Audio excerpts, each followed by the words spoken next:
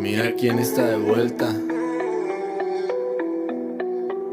Yo, llámame y dime si tú tienes ganas. Llámame y dime si quieres mañana, porque yo sé que tú quieres y no te voy a negar. Sé que me prefieres y no me voy a fresear. Llámame y dime con toda confianza, pide lo que quieres, explica lo que sientes. Luego se te nota cuando tiras la mirada, me alteran tus ojitos y provocan de volada. Por eso te busco, mamita, porque esa mirada me invita a seguir tus veredas y las curvas de bajada, para bailar contigo de noche y por madrugada.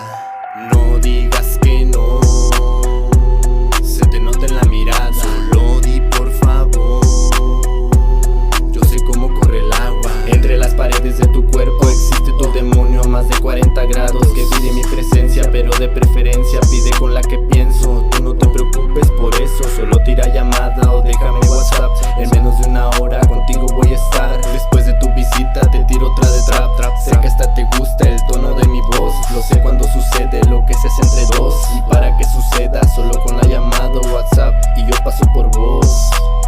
Yep, y yo paso por ti, nena. Ya sabes quién y desde dónde. Es el Teba.